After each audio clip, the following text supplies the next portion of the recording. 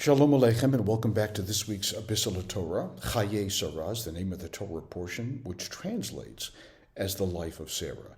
But in truth, the Torah reading is not about the life of Sarah at all. It is about the death of Sarah.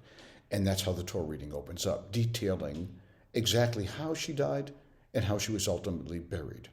Now, before we go deeper into the Torah reading, I want to remind you that the Torah is written on a scroll. It starts with Genesis, the creation of the world, and ends with the death of Moses.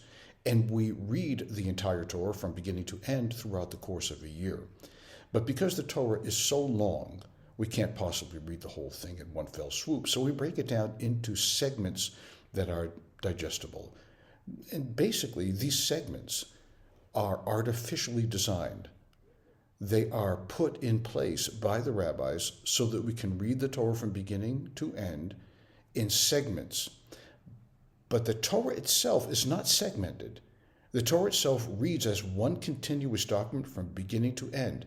So why this is important is because while we're reading the death of Sarah, it picks up from where we ended last week with the Akedat Yitzhak, with the near sacrifice of Isaac, both Abraham and Sarah's only son.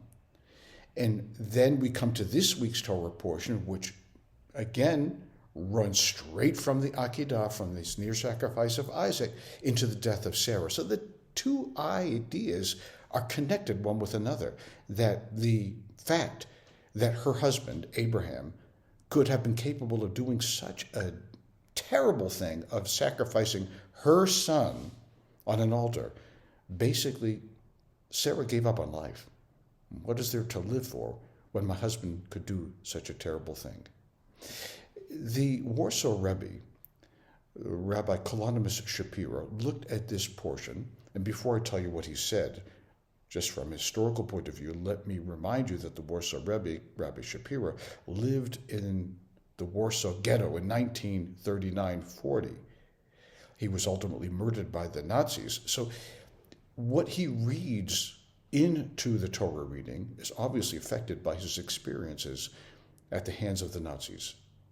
He looked at this Torah reading and said, Sarah, Mother Sarah, cried out to God, Ribono shel olam, Master of the world, I cannot do this, I cannot endure this.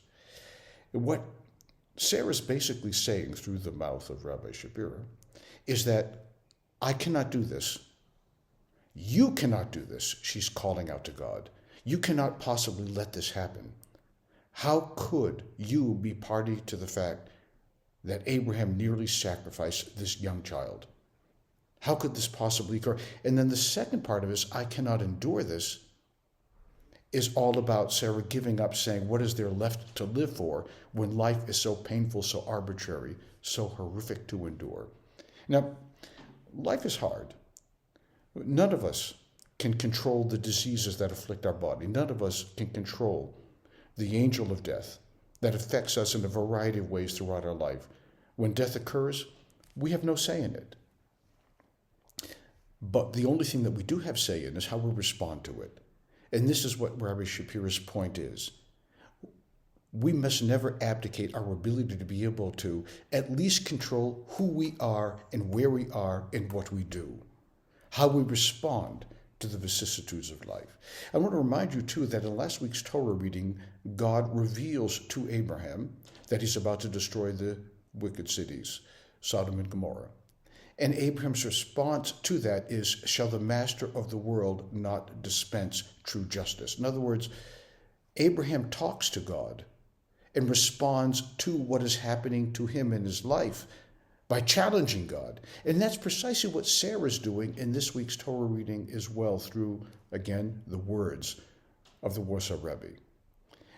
We must never abdicate who we are and where we are, throwing up our words, our fists, our anger, and our contesting to even God.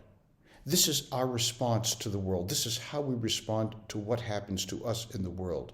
It's not just lying down and just saying all is lost, but rather we must never give up.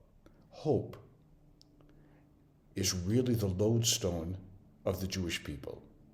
Hope is what keeps us alive even in the aftermath of the ashes of Auschwitz. Hope is what keeps us going as individuals as well as a larger community. And we must never abdicate that which makes us most whole, hope.